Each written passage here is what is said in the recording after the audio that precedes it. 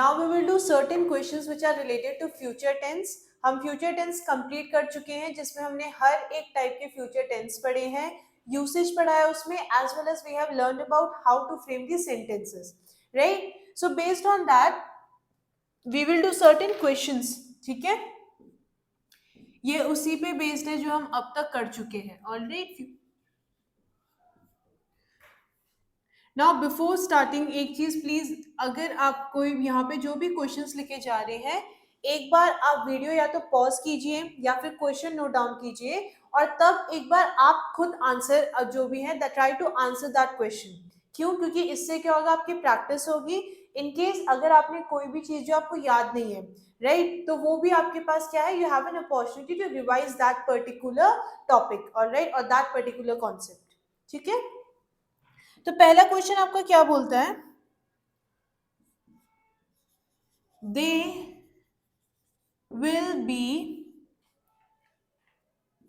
Playing cricket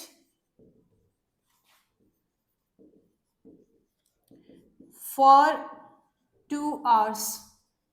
question बोल रहा है they will be playing cricket for 2 hours. ठीक है, if you want to pause the video and answer it's completely up to you, और else आप क्या कर सकते हो, नोट डाउन द क्वेश्चन और उसके बाद if you need time to ponder over the question वो भी आप कर सकते हो, राइट? तो क्वेश्चन बोल रहा है they will be playing cricket for 2 hours. अब हमने एक चीज पढ़ी थी फ्यूचर परफेक्ट टेंस में. ठीक है, फ्यूचर परफेक्ट या फिर सॉरी यहाँ पे क्या है 2 hours है, तो बेसिकली यहाँ पे क्या बताया जा रहा है, duration. There is a time reference here. तो ये पर्टिकुलर टेंस किस में होना चाहिए, फ्यूचर परफेक्ट कंटिन्यूअस टेंस में, जबकि ये किस में है, आपका फ्यूचर कंटिन्यूअस में है. ऑलराइट, तो आपका एरर कहाँ पे है, विल पार्ट में, राइट? तो इसकी जगह आप क्या करोगे, they will have been.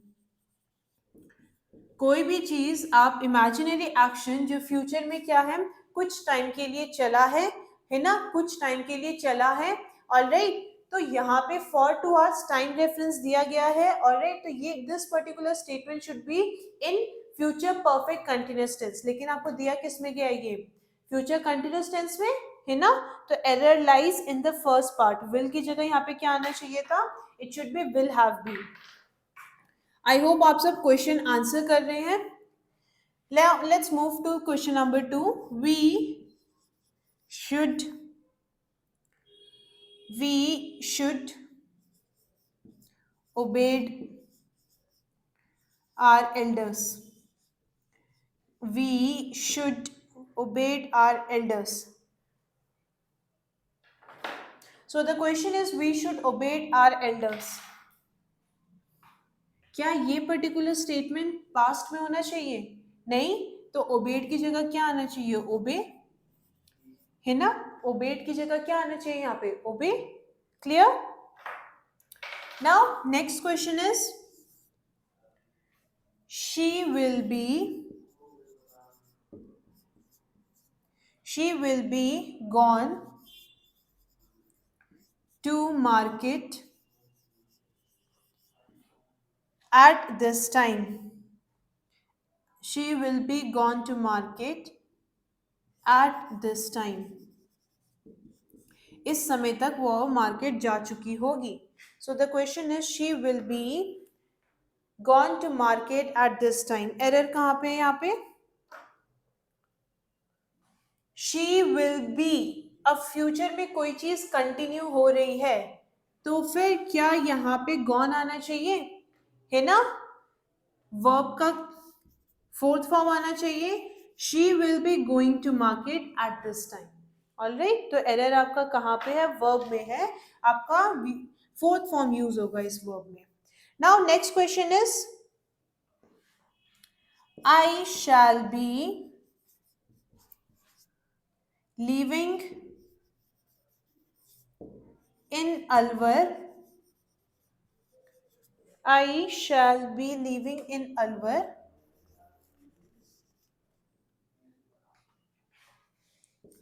for 8 years by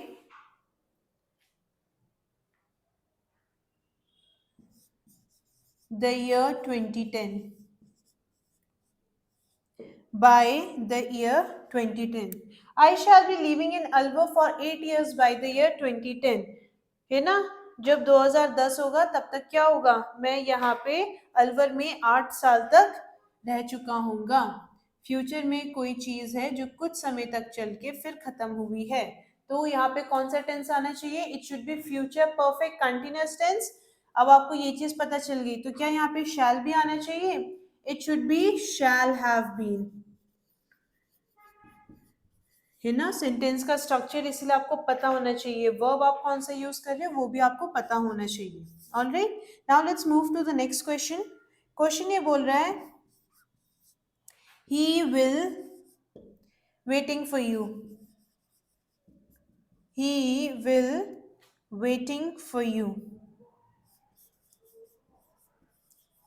अब ये क्वेश्चन डायरेक्टली किससे रिलेटेड है? जो सेंटेंस स्ट्रक्चर हमने पढ़े हैं, किसका? फ्यूचर कंटिन्यूअस टेंस का.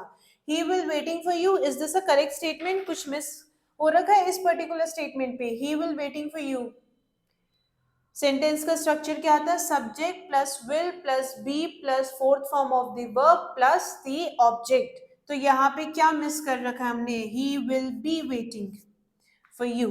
ठीक है, आई होप आपने आंसर किया है इन सारे क्वेश्चंस को. Right, next question is, he should be completed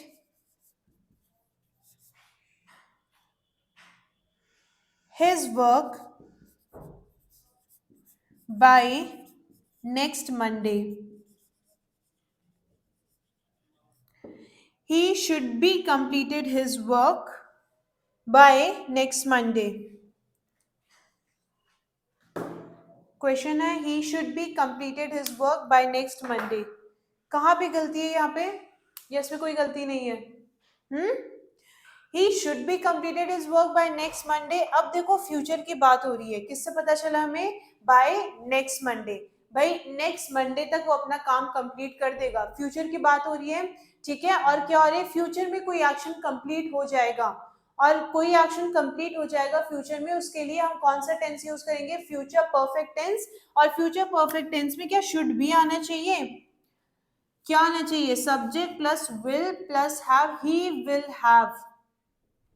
So the correct answer is he will have completed his work by next Monday. All right. So this was all about your future tense, and with that we have come to an end of the topic future tense. All right. और इसी के साथ आप हमारे तीनों type के tense भी हैं जो कंप्लीट हो चुके हैं.